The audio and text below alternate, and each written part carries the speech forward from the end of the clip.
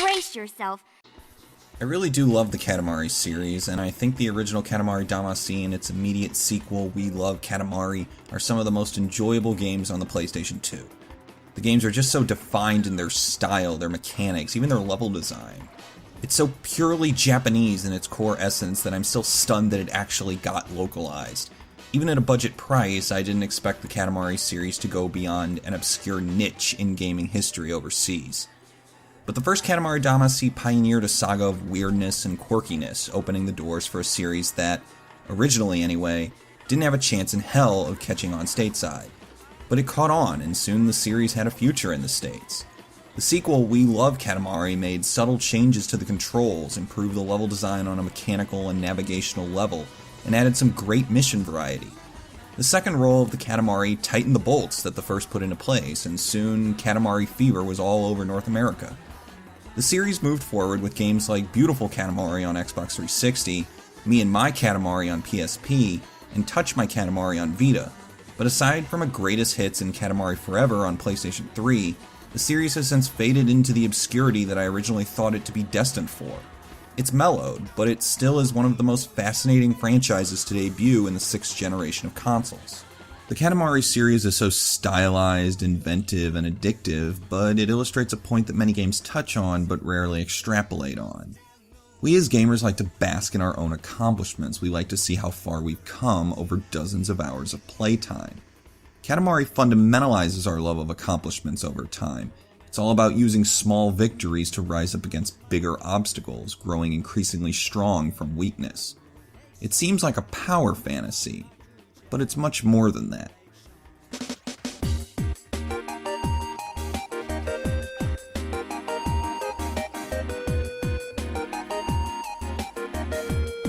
In Katamari, you endearingly play as the diminutive Prince of All Cosmos, a minuscule royal son of the giant King of All Cosmos. When the king gets wasted and turns the entire universe topsy-turvy, it's up to you, his son, to clean up the mess. At first, it seems like a general cop-out on the fault of the king. I mean, why send your son to fix your own fuck-up when you're the motherfucking king? And it doesn't just stop there. The king won't just send you to do his job, but will also demean you, patronize you when you don't make your Katamari big enough to meet his high standards. It's a classic case of a father saying you can do better.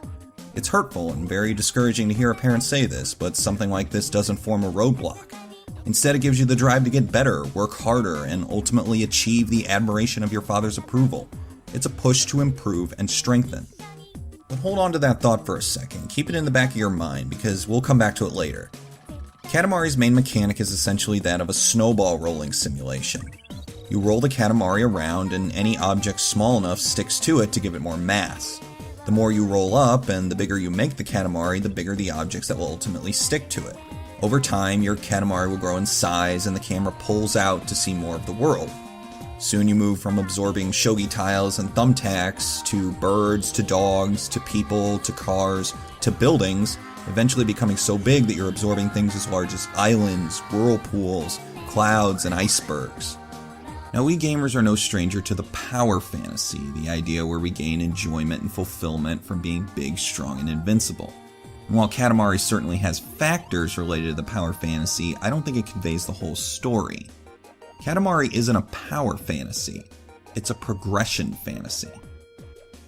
Katamari's use of scope is easily its most important gameplay element. The draw of going from something tiny and insignificant to something imposing and colossal is satisfying. It's the breadth of scope that the gameplay feeds on, moving from the corners of a living room to devouring street-side pedestrians. The way the camera pulls back to reveal the surrounding area that couldn't be seen when you're small does a fantastic job of displaying progression. For example, in the last level of We Love Katamari, you begin in a quiet Japanese neighborhood. You eventually gain enough size to journey to a nearby school, leading you to growing bigger and bigger outside of the school. Once you're big enough, you discover that the school that you were so small in actually houses enormous swordfish. You simply could not see these swordfish when you were so small, so seeing them when you're bigger puts your minuscule beginnings into a new perspective. Other levels hide things like gigantic octopi that can devour an island or whirlpools that could level a continent. Katamari does a fantastic job of visually representing a player's progression by zooming out the screen, showing things you've already absorbed, and letting you revisit old areas after gaining so much extra diameter. Being able to totally demolish older areas after gaining this huge size feeds the power fantasy, but it makes it even more satisfying when you know that these objects were pushing you around so much in the beginning. Many games centralize the idea of using small victories to grow over time, allowing for bigger victories down the line. RPGs are a routine example of this, as experience earned from early battles accumulates, leading to your character earning strength and competence against bigger enemies. Katamari Damacy does the same thing, but it does so in a way that's both aesthetically and mechanically essential.